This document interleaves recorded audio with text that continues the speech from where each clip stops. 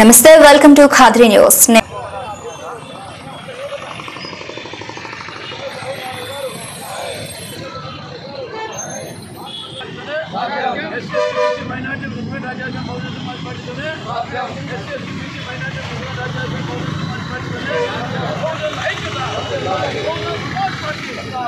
छत्रपति साहू महाराज गारी 150వ జయంతిని బహుజన సమాజ్ పార్టీ ఆధ్వర్యంలో ఆయన చిత్రపటానికి పూలమాల సమర్పించి ఘనంగా జరుపుకోవడం జరిగింది.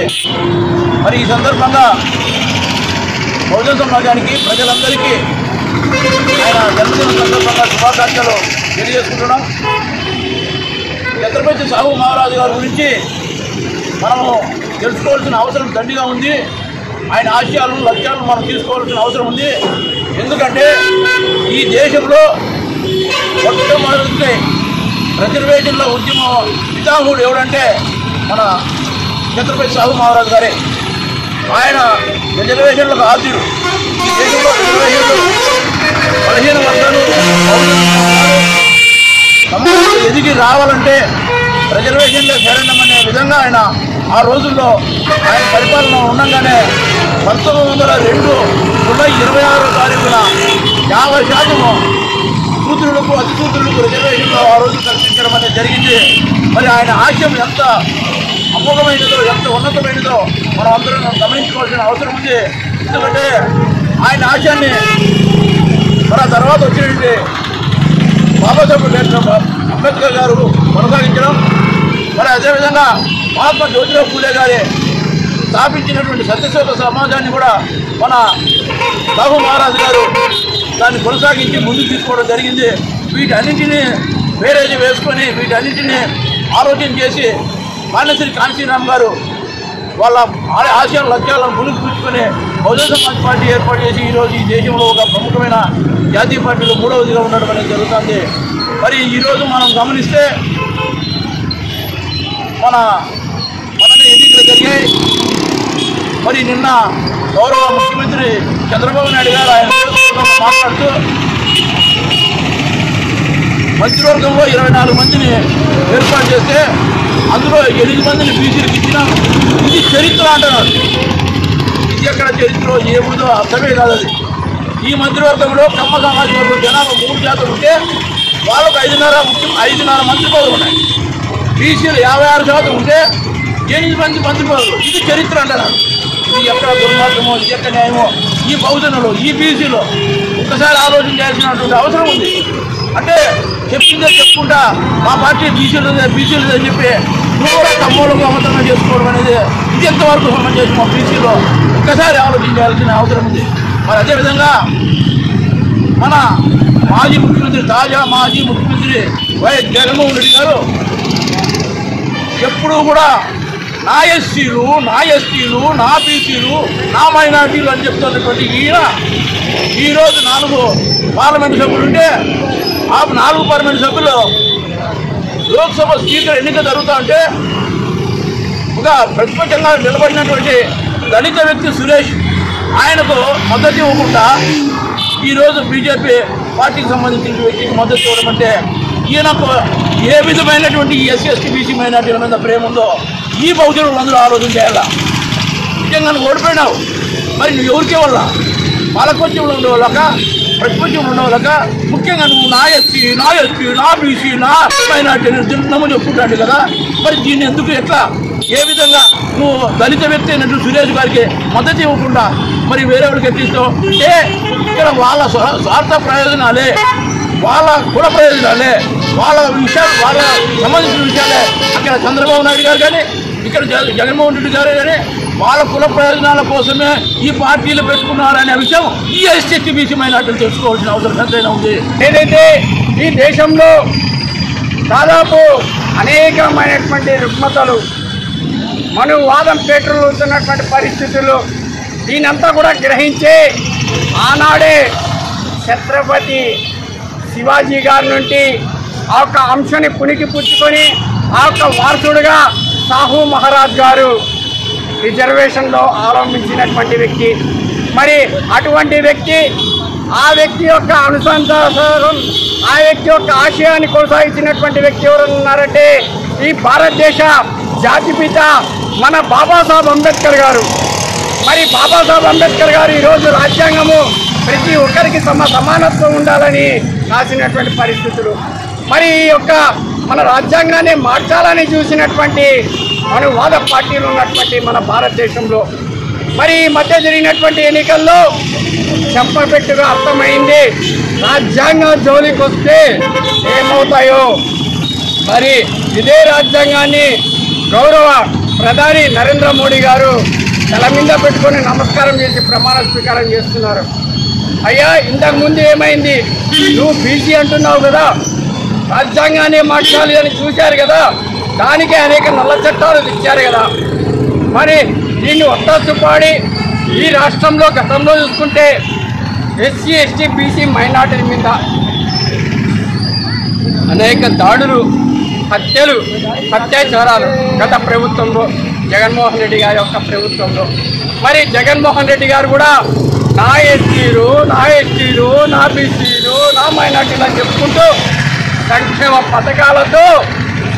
పథకాలు ఏదో పిచ్చం వేస్తే గెలుస్తామనేటువంటి ఉద్దేశంతో ఎన్నికలకు వచ్చారు. కానీ ఎస్సీ ఎస్టీ బీసీ మైనార్టీలు తగిన గౌరవం ఇచ్చారు, ఆయనకి 11 సీట్లకు పెట్టారు. మరి ఈరోజు చంద్రబాబు నాయుడు గారు ఎస్టీలు బీసీ మైనార్టీలు, మరి ముఖ్యంగా బీసీలే నాకు వెన్నెముక మా పార్టీకి అని చెప్తున్నారు.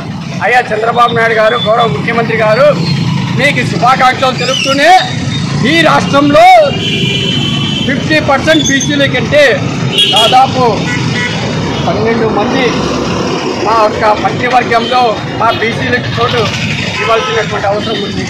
మరి మీరు ఏం చేస్తున్నారయ్యా అంటే మీ పార్టీలకే పరిమితం అవుతున్నాయి.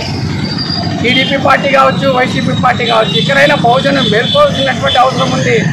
మన మొట్టమొదటిగా జయదేవేసిన పితామహుడు మరి ఛత్రపతి సాహు మహారాజ్ గారు అని చెప్పేసి ప్రతి ఒక్క ఎస్సీ ఎస్టీ బీసీ మైనార్టీలంతా అర్థం చేసుకోవాలా.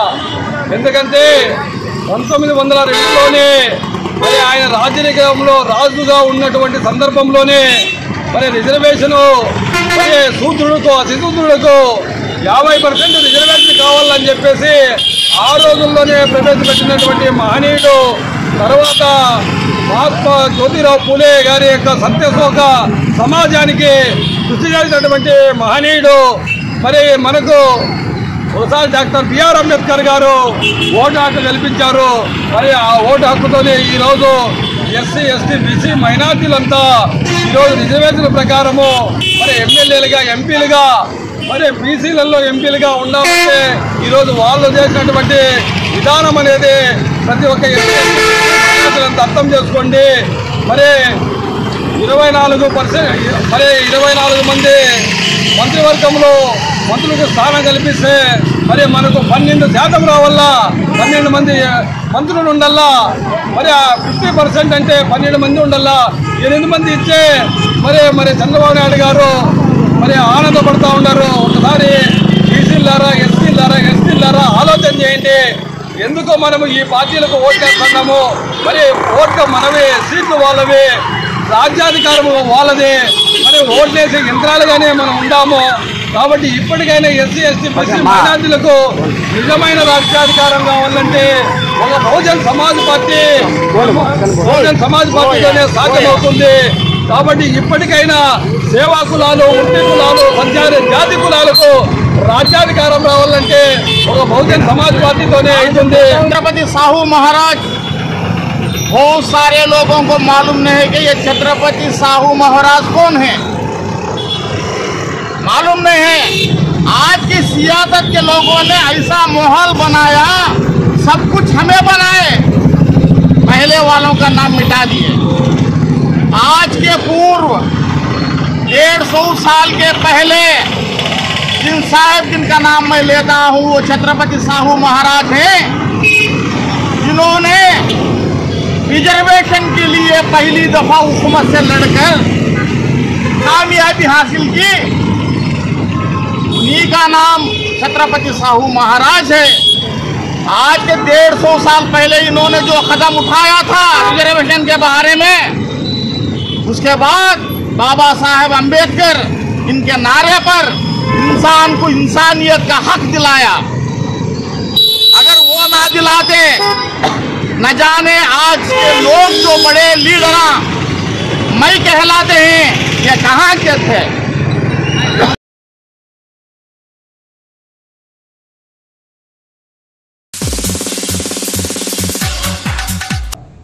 ఆంధ్రప్రదేశ్కు సంబంధించి రాష్ట్ర మంత్రివర్గంతో పాటు ముఖ్యంగా మనకు 50 కిలోమీటర్స్ రేడియస్లో 3 మంత్రులు కావడం గర్వకారణం. మరి అందులో ధర్మారం ఎమ్మెల్యే మంత్రివర్యులు సత్యకుమార్ అన్న గారికి, పెనుగొండ మంత్రివర్యులు సబితమ్మ గారికి, అదేవిధంగా రాయచోటి మంత్రివర్యులు రామప్రసాద్ రెడ్డి గారికి, వారికి కూడా కంగ్రాచులేషన్స్, బెస్ట్ ఆఫ్ లక్ తెలియజేస్తూ, కదిరి నియోజకవర్గానికి సంబంధించి ఎమ్మెల్యేగా శాసనసభకు వెళ్ళినటువంటి కందుకుంట వెంకటప్రసాద్ గారికి కూడా బెస్ట్ ఆఫ్ లక్ మరియు కంగ్రాచులేషన్స్ తెలియజేస్తున్నాం. ముఖ్యంగా కదిరి నియోజకవర్గానికి సంబంధించి సత్యసాయి జిల్లాలో కదిరి నియోజకవర్గానికి ఒక ప్రాధాన్యత కలిగి ఉంది. ఎందుకంటే ధర్మారం నియోజకవర్గం, పుట్టపర్తి నియోజకవర్గానికి సంబంధించిన అన్ని రకాల లావాదేవీలు కానీ, వ్యాపార లావాదేవీలు కానీ, లేదంటే రిలేషన్స్ కానీ మొత్తం కదిరితో ముడిపడి ఉన్న సందర్భంగా కదిరి నియోజకవర్గానికి సంబంధించి మరి ఇక్కడ ఎమ్మెల్యేగా ఎన్నికైనటువంటి కందుకుంట ప్రసాద్ గారికి ఎక్కువ బాధ్యతలు ఉన్నాయనే సందర్భంగా అభివృద్ధి కార్యక్రమాలు ఉన్నాయని తెలియజేస్తూ, ముఖ్యంగా కదిరికి సంబంధించి గత 30 సంవత్సరాలుగా మరి ఎన్నో రకాలైన డెవలప్మెంట్స్ కూడా జరగాలని ప్రతిపాదనలు జరుగుతూ రావడం జరిగింది. అందులో భాగంగా సరే కదిరి నియోజకవర్గానికి వచ్చిన అదృష్టం ఏమంటే కేంద్రంలో ప్రభుత్వం కలిగి ఉండడం, మరియు రాష్ట్రంలో కూడా ఎన్డీఏ ప్రభుత్వాన్ని ఏర్పాటు చేయడం, కదిరిలో ఎమ్మెల్యేగా మరి ఇక్కడ శాసనసభ్యులుగా ఎన్నిక కావడం, ఇవన్నీ కూడా శుభ పరిణామాలు. మరి దీంట్లో దృష్టి పెట్టుకొని ఆరోగ్యపరంగా కదిరికి సంబంధించినటువంటి హాస్పిటల్ను సూపర్ స్పెషాలిటీ తరహాలో చేయడానికి 100% అవకాశం ఉంది. ముఖ్యంగా ఇక్కడ మెటర్నరీ హాస్పిటల్ ఏదైతే మనకు డెలివరీలు కావాల్సిన కానుపుల ఆసుపత్రికి సంబంధించిన విషయంలో మరి ఖచ్చితంగా నేషనల్ హెల్త్ మిషన్తో మాట్లాడి మరియు గౌరవ మంత్రివర్యులు ధర్మారం మినిస్టర్ గారు సత్యకుమార్ గారు ప్రోత్సాహంతో ఇక్కడ సూపర్ స్పెషాలిటీ తరహాలో కానుపుల ఆసుపత్రి కానీ లేదా ఇతరత్ర సౌకర్యాలతో హాస్పిటల్ని ఎస్టాబ్లిష్ చేయడానికి 100% అవకాశం ఉంది. అదేవిధంగా ఇక్కడికి సంబంధించి ఒక మెడికల్ కాలేజు, అదేవిధంగా ఒక నర్సింగ్ కాలేజ్ కానీ తీసుకొని వస్తే చాలా బాగుంటుంది. అవకాశాలు కూడా పూర్తిగా మెండుగా ఉన్నాయి. ఇవన్నీ చేయడానికి ఇక్కడ ఉన్నటువంటి అన్ని రకాలైన ఎక్స్ట్రా బెడ్స్ కావాల్సినటువంటి వసతులు ఉన్నటువంటి హాస్పిటల్ మనకు కలిగి ఉంది. కాబట్టి దాని మీద ఇక్కడ ఉన్నటువంటి ఎమ్మెల్యే గారు దృష్టి పెట్టడం, అదేవిధంగా ఎడ్యుకేషన్ విషయంలోకి వస్తే దాదాపు 20-25 వేల మంది ప్రైవేట్ పాఠశాలల్లో మరియు గవర్నమెంట్ పాఠశాలల్లో ఈ కదిరి నియోజకవర్గంలో పిల్లలంతా మరి 1వ క్లాస్ నుంచి డిగ్రీ వరకు వివిధ దశల్లో చదువుతూ ఉన్నారు. వారికి ముఖ్యంగా 6 మండలాలకు సంబంధించిన కస్తూర్బా స్కూల్స్ అన్ని కూడా అప్గ్రేడ్ చేసి ఇంటర్మీడియట్ వరకు తీసుకొని పోయేదానికి అవకాశం ఉంది. అదేవిధంగా మోడల్ స్కూల్స్కు సంబంధించిన విషయంలో నల్లజెరువులు మాత్రమే ఉంది. ఇది కూడా గత 2019-24 మధ్యలో గార్లపెంటలో స్థలభావం పరిస్థితుల వల్ల మోడల్ స్కూల్ కూడా రిటర్న్ పోవడం జరిగింది. మరియు 6 మండలాలకు సంబంధించిన మోడల్ స్కూళ్ళు, కస్తూర్బా స్కూళ్ళు కూడా తీసుకొని రావడానికి పూర్తిగా అవకాశాన్ని ఏర్పరచుకోవడంతో పాటు అదేవిధంగా ఈ యొక్క కదిరి నియోజకవర్గంలో దాదాపు విస్తృత స్థాయిలో కలిగినటువంటి 10-12 మండలాలకు సంబంధించి 5 లక్షలు 6 లక్షల మంది జనాభా కలిగినటువంటి ఈ కదిరి నియోజకవర్గం సెంటర్ పాయింట్గా ఉండడం వల్ల ఇక్కడికి సంబంధించి ఒక మహిళా యూనివర్సిటీ అదేవిధంగా ఎస్కే యూనివర్సిటీ అఫిలికేటెడ్ టు ఒక బ్రాంచ్ తీసుకుని వచ్చినట్లయితే జరగబోయే రోజుల్లో కడపలో ఏ విధంగా ఎస్కే యూనివర్సిటీ నుంచి యోగి యూనివర్సిటీగా మారిందో అదేవిధంగా కదిరి నియోజకవర్గంలో మరి అలాంటి తరాలు ఒక యూనివర్సిటీ తీసుకొని వస్తే భావితరాలకు చాలా ఉపయోగపడుతుంది. ఎడ్యుకేషన్కి సంబంధించిన విషయంలో ప్రైవేట్ స్కూల్ యాజమాన్యం కూడా సరే అమ్మకు వందనం అని ఏదైతే ఎంతమంది పిల్లలు ఉంటే అంతమందికి కూడా 15,000 రూపాయలు డబ్బులు ఇస్తామని చెప్పడం తర్వాత ఈసారి నా దృష్టికి వచ్చిన ప్రకారం ప్రైవేట్ స్కూల్ యాజమాన్యం కూడా దాదాపు ఏదైతే ఆ 15,000 రూపాయలు డబ్బులు ఇవ్వడానికి సిద్ధంగా గవర్నమెంట్ ఉందో అంత ఫీజెస్ పెంచినారని నా దృష్టికి రావడం జరుగుతూ ఉంది. మరి ఆ విషయం మీద ముఖ్యంగా కదిరి నియోజకవర్గానికి సంబంధించినటువంటి ఇన్స్టిట్యూట్స్లో మెజార్టీగా ఇప్పుడు ఉన్నటువంటి గవర్నమెంట్లో మరి పార్ట్నర్షిప్ కలిగినటువంటి బాధ్యులు కలిగి ఉన్నారు కనుక ఈ విషయం మీద గౌరవ ఎమ్మెల్యే గారు వాళ్ళని కూర్చోబెట్టి ఈ ఫీజెస్ విషయంలో కూడా ఒకసారి వారితో మాట్లాడి ఆ విషయాల మీద వీళ్ళంత వరకు తగ్గిస్తే చాలా మంచిదని నా యొక్క సూచన. అదేవిధంగా కదిరి నియోజకవర్గానికి సంబంధించి ఎంప్లాయ్మెంట్ విషయంలో మనకు కియా అనుబంధ సంస్థలన్నీ చాలా దగ్గరున్నాయి. అదేవిధంగా గవర్నమెంట్ పరిశ్రమలు కూడా వచ్చేదానికి అవకాశం ఉంది. అదేవిధంగా మొబైల్ పరిశ్రమలు రావడానికి ఉంది. దీనికి సంబంధించిన విషయంలో గత ప్రభుత్వంలో గట్ల దగ్గర 100 ఎకరాలు ఇండస్ట్రియల్ పార్క్ కోసం తీసుకోవడం జరిగింది. మరియు ఇంతకుముందే నేను ప్రయత్నం కూడా చేయడం జరిగింది ఈ విషయం మీద. కియా అనుబంధ సంస్థలు కదిరికి తీసుకొని రావాలని అదే శ్రీ సిటీలకు సంబంధించి 2-3 మొబైల్ కంపెనీలు కూడా మాట్లాడడం జరిగింది. అదేవిధంగా మహిళా యొక్క ఎక్కువ మ్యాన్ పవర్ మహిళలు ఈ 10 మండలాల్లో ఉండడం జరుగుతుంది. ఎక్కువ బీడీ కార్మికులు కూడా ఉన్నారు ఇక్కడ. మరి ఈ విషయాల మీద మరి గవర్నమెంట్ ఇండస్ట్రీస్ తీసుకొని వచ్చినట్లయితే దాదాపు 10,000 మందికి మనం ఉద్యోగాలు ఇప్పించడానికి అవకాశం ఉంది. అదేవిధంగా స్కిల్ డెవలప్మెంట్ సెంటర్కి సంబంధించి ఈ కదిరి నియోజకవర్గంలో ఎక్కువ మంది నిరుద్యోగులు ఉండడం వల్ల స్కిల్ డెవలప్మెంట్ సెంటర్ ఏదైతే ఉందో దాన్ని చాలా ఇమీడియట్గా యుద్ధ ప్రతిపదిక మీద స్కిల్ డెవలప్మెంట్ సెంటర్ తీసుకొని వచ్చి యువకులకంతా ఉద్యోగాలు ఇప్పించడానికి మరి ఇక్కడ అనుబంధ సంస్థలు ఇండస్ట్రీస్ తీసుకొని రావడానికి ఇక్కడ స్థలం కూడా కేటాయించడం జరిగింది. గతంలో నేను ఢిల్లీ పెద్దలతో కూడా మాట్లాడేసి దీనికి సంబంధించిన ఇండస్ట్రీస్కి సంబంధించిన కియా మోటార్స్ కూడా మాట్లాడడం జరిగింది. ఆ విషయాల మీద స్థానిక ఎమ్మెల్యే గారు ఇన్స్టేట్ తీసుకొని నిరుద్యోగతను కదిరి నియోజకవర్గంలో రూపుమాపడానికి మెండుగా అవకాశాలు ఉన్నాయి ఈ 5 సంవత్సరాలని మరి తెలియజేయడం జరుగుతూ ఉంది. అదేవిధంగా అగ్రికల్చర్కి సంబంధించిన విషయంలో కదిరి నియోజకవర్గంలో ముఖ్యంగా మనకి ఆల్రెడీ రీసెర్చ్ సెంటర్ ఇక్కడ ఆల్రెడీ ఇప్పుడు ఉన్నది. దీంతోపాటు సోలార్లో 398 ఎకరాలు మన ఎన్జీ రంగా అగ్రికల్చర్ యూనివర్సిటీకి అఫిలికేటెడ్ టు ఆ స్థలం కేటాయించడం జరిగింది. 398 ఎకరాలు.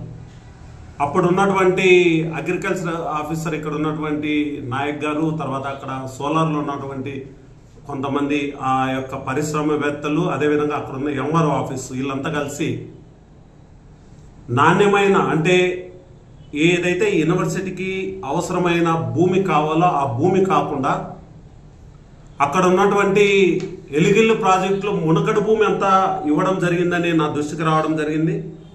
ఇప్పుడు ఉన్నటువంటి ఎమ్మెల్యే గారు ఆ విషయం మీద కొంత ఇన్స్టేట్ తీసుకొని మరి యూనివర్సిటీకి అగ్రికల్చర్ యూనివర్సిటీకి అవసరమైన భూమిని కేటాయించడం వల్ల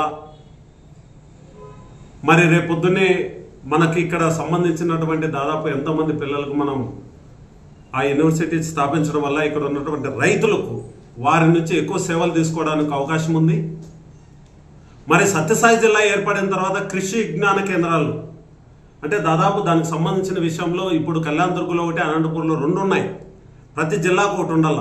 మరి కృషి విజ్ఞాన కేంద్రాలకు సంబంధించి కదిరి నియోజకవర్గం మనకి ఇక్కడ రీసెర్చ్ సెంటర్ ఉండడం వల్ల చాలా అనువైన ప్రాంతంగా గుర్తించడంతో పాటు ఈ 3 నియోజకవర్గాలకు సంబంధించినటువంటి ఒక మంత్రివర్యులైనటువంటి సత్యకుమార్ అన్న గారు, అదేవిధంగా పుట్టపర్తి నియోజకవర్గం ఎమ్మెల్యే గారు మరి వీళ్ళందరితో మాట్లాడి ఈ యొక్క సెంటర్ పాయింట్ అటువంటి కదిరి నియోజకవర్గానికి కృషి విజ్ఞాన కేంద్రాన్ని తీసుకొని వచ్చినట్లయితే రైతులకు అన్ని విధాలుగా మనం ఆదుకునే వాళ్ళం అవుతామని ఈ సందర్భంగా తెలియజేస్తున్నాను.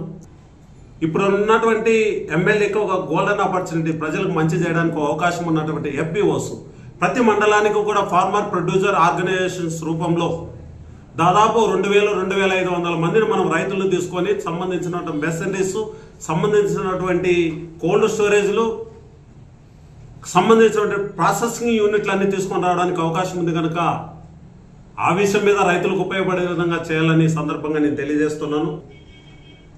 కదిరి టౌన్కు సంబంధించి ముఖ్యంగా మాస్టర్ ప్లాన్ అమలు చేయడం, విస్తారమైన రోడ్లు తీసుకొని రావడం, అండర్ గ్రౌండ్ డ్రైనేజ్ను కూడా కేంద్ర ప్రభుత్వంతో సఖ్యత ఉన్నటువంటి ప్రభుత్వం ఏర్పడింది కాబట్టి కదిరికి సంబంధించి అండర్ గ్రౌండ్ డ్రైనేజ్ అనేది ఒక డ్రీమ్. ఆ డ్రీమ్ని ఫుల్ఫిల్ చేయడానికి పూర్తిగా అవకాశం ఉంది ఇప్పుడు ఉన్నట్టు ఎమ్మెల్యే గారికి అని సందర్భంగా నేను తెలియజేస్తున్నాను.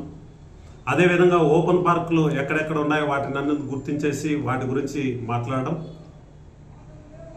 అదేవిధంగా ఈ వాటర్ గ్రిడ్కి సంబంధించిన విషయంలో కదిరి నియోజకవర్గంలో వ్యవసాయాన్ని తాగునీరుకు సాగునీరుకు సంబంధించిన విషయంలో చెర్లపల్లి డ్యాము, తర్వాత పెడవలి ప్రాజెక్టు, ఎలిగిలి ప్రాజెక్టు, ఈ 3 ఒక వాటర్ గ్రిడ్ కానీ చేయగలిగినట్లయితే మనం ఖచ్చితంగా నియోజకవర్గ వ్యాప్తంగా అందరికీ మంచినీళ్లతో పాటు గార్లపేట దగ్గర లిఫ్ట్ వర్క్ పూర్తిగా కంప్లీట్ అయిపోతే గార్లపేట నుంచి దాదాపు ఒక 62 చెరువులకు నీళ్లు తీసుకొని పోవడానికి కూడా అవకాశం ఉంది.